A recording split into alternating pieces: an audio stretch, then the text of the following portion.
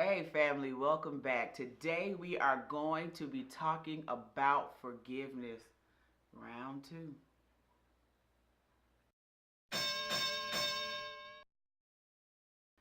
All right, everybody, today we're going to be talking about forgiveness. And the part I want to highlight today is when you're the offender, when you're the person that has betrayed someone, when you're the person that has dropped the ball, when you're the person that is the bringer of pain to another person's experience, and when you need to go and ask for forgiveness from someone.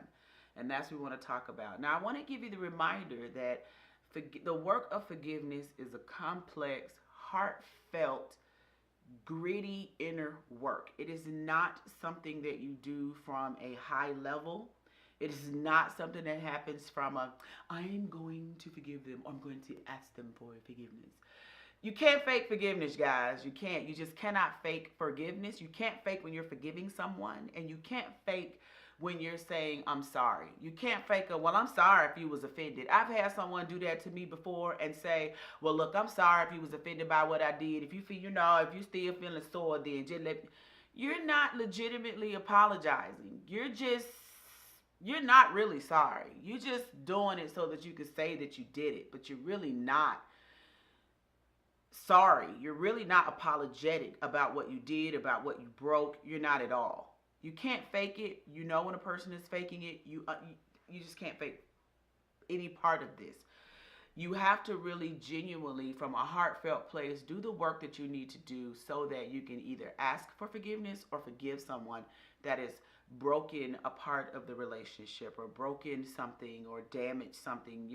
It's a genuine work. That said, so this is the story for today. We're going to jump right into the story and the lessons, and it's going to all come together the way that it comes together because it's deeply personal. So, last Thursday, my kids had their first boy-girl dance. Yay! Now, remember, they're in second and third grade, right? So, we're talking about an elementary school dance. Now, I don't know what kind of expectation I had for this thing. As I prepared them to ask a girl for a dance and bought new outfits and got fresh haircuts and did all I had, clearly I was mistaken.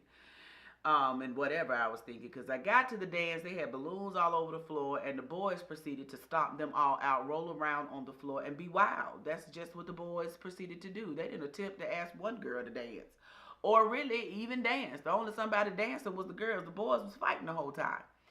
So at about 20 minutes into the dance, the principal gets onto the microphone. He tells the boys to stop all the behavior, stop rolling around the floor, stop fighting, stop wrestling, da-da-da-da. So you remember last week I talked about my intelligent young boys?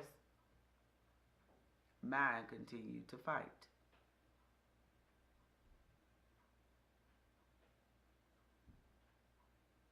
Yes, they did.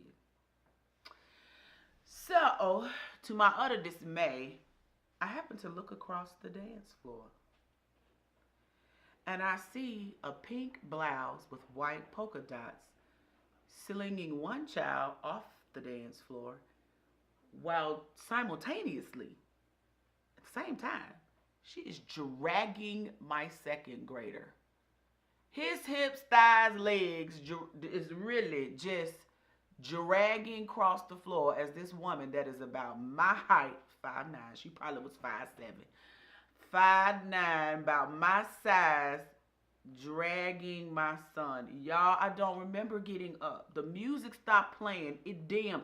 I was laser focused on that pink polka dot arm dragging my child. And I had one clear thought. Let her see how it feels to be drugged. Since you dragging people today, let me help you understand what that feels like. Needless to say, y'all, principal runs over because I'm dragging the woman. Like I'm out. I'm out the game. It's not my finest hour at all. So I explained to the principal in the heated argument that's happening, because obviously he's like, whoa, whoa, whoa. I'm like, oh no, this woman is dragging my child. And she's declaring this, she's a teacher. I said, how do I know that? You're in a room with a ton of parents, a bunch of parents here witnessing this minor miracle. of a dance in elementary kids. We're all in here, parents, teachers, administration alike.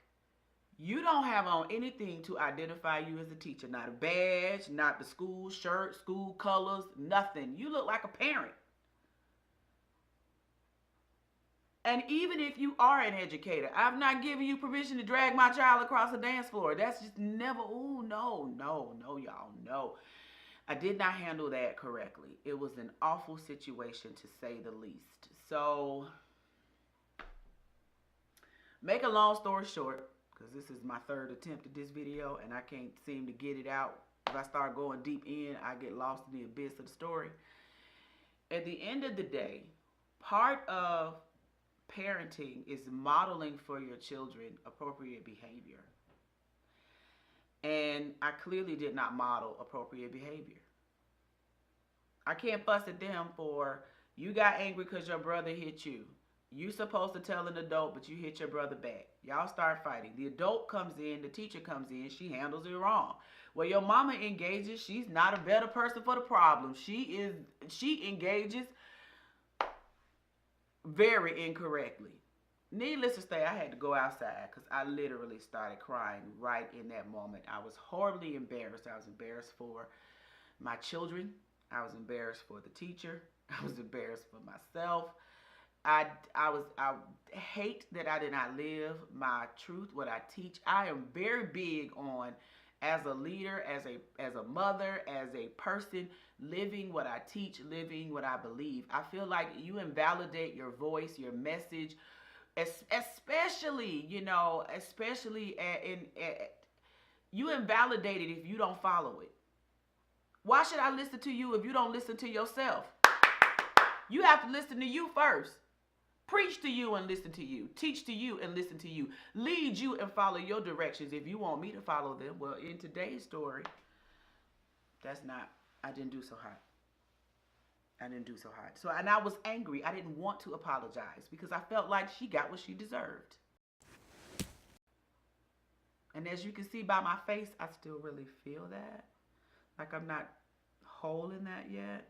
I still felt like she got what she deserved. But when I sat down and had my discussion with my kids later on that evening, I said, look, here's what happened. Son number one, you was wrong for hitting. Son number two, you was wrong for how you handled it. He hit you, but you wasn't supposed to hit him back. You were supposed to tell an adult. You know that's what you're supposed to do. You didn't. The adult that entered into the discussion, she handled it wrong. She should not have touched you in that manner. No adult has permission to handle you in that manner. I don't handle you in that manner. Your dad doesn't handle you. We don't do that. Can't even get my grammar together right now. I'm emotional about it. You don't have permission to do that. Your mama, supposed to have a clear head, came into the situation and she didn't handle it. So we all the fighting Callaways today. We didn't do right. And because of that, we need to apologize and take responsibility for our part in the discussion. But again, forgiveness is a convoluted, complex, thick thing. I didn't feel like I owed her an apology, truth be told, because you drugged my child. I feel validated in what you got. But that's wrong. That's not me accepting responsibility for my actions. That's me pointing the finger saying, you the reason I acted the way I acted. You can't do that. So now we have to recover. Now we have to recover and figure out the right way to recover. So I sought wise counsel. I called one of my principal friends, Dr. Carter. I said, Dr. Carter, how do I fix it? How do I fix it? So then he told me, he gave me some great advice. This is what you need to do. You need to buy a gift card and a movie. I said, okay. Well, so I said, okay, we could do that. We can get her a gift. That's fine. But I need to go and apologize to this lady. And he didn't tell me to apologize. That's not what he said. I knew I needed to apologize. I knew I was wrong. I knew I needed to apologize, but I didn't want to. See, my eyes closed. I did not want to apologize. But here's what you have to do when you break something. Fix it quickly, y'all. Don't let it grow legs and grow roots, because when you leave it, it festers and people think about it and they look at it from different angles and that thing becomes solid. And I didn't want that. So I knew I needed to move herself and myself along the forgiveness line as quickly as I possibly could. Now, I can't control how she will forgive me, but I can control what I do to try to mend the relationships, to make amends. But I didn't sleep Friday night. Y'all, it was 4 o'clock in the morning. I was sitting on the side of the bed with my arms folded saying, she got what she deserved. I don't owe it. Complex, gritty, complicated, messy forgiveness. How do I go and take responsibility with this? I can't fake it. Let's do the work. Which leads me to another point. Point 2, because the first one is you can't fake it. The second point is, in asking for forgiveness, I have to understand what I think it communicates. I felt like me asking for forgiveness was really communicating to her that what she did was right, and really I'm just apologizing for how I handled it. And once I got clear on that, it was easy for me to go and say, Miss Teacher, I apologize. I handled that poorly. Now, it was a hard work for me not to say in the rest of that sentence. The silent part of the sentence was, I didn't agree with the way you did it, but the way I handled it was wrong. That's really what I wanted to say, but I didn't say that part. That's the part I have to work on. I stated to her, hey, the way I handled things yesterday was wrong, and we want to do some things to mend the relationship, and we want you to have a great spring break, and here is a gift for you. Enjoy your spring break. Take a week. Sorry about yesterday, and have a fantastic week. The whole conversation was 30 seconds, and honestly, when she saw me coming, she said, Mrs. Calloway, let me give you a hug.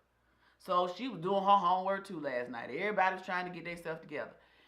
Move quickly to resolve it. Understand what you're asking for what you're apologizing for, and apologize for that. Don't point fingers. Take responsibility for what you did. Apologize for what you did. What you contributed to this beautiful story and situation. Be prepared. I'm grateful that which is number 3. Number 3 is be prepared for how they may or may not respond. She responded in a positive manner. She wanted to make amends, which was great. I don't know what she thought about that made her okay, because she wasn't at first. She was giving me dirty looks for the rest of the party, and I understand why. But over the night, she had come to a place of peace. It was obvious because she said, let me give you a hug. She was in a different place, and we were both trying to mend the relationship. But she very well could have been like, I don't care. I don't care. She might have completely felt okay and still very put out with me about the way that things happened. It's okay. You do your part. Because I'm not okay still with what happened and what she did. But that's my part to work through. I have to work through how I feel about what happened. That's on me. I have to finish doing my work. But the mending portion we're working on. That part we're working towards. So that if I see her and she sees me and we're interacting with each other, we're not rolling eyes and acting ugly. We can speak and be cordial. Forgiveness and seeking forgiveness doesn't mean that I entertain you and welcome you back into my house to sit down and have a cup of coffee and a conversation. But it does mean that I should be able to see you in public and say, hey, how you doing? And keep it moving if I want to. And determine how you interact in my life. All right, that's all I have for you today. I'm trying to keep it short and sweet because the first take I did on this was 25 minutes. That means I still got a lot of work to do. Y'all pray for me here. I want y'all to get out there, take the week, take the day, take your life, get after it. I love y'all. Thank y'all so much for tuning in. I wish you the best. That looks like Baby Shark. Baby Shark. I didn't know that was even a little dance. Baby Shark.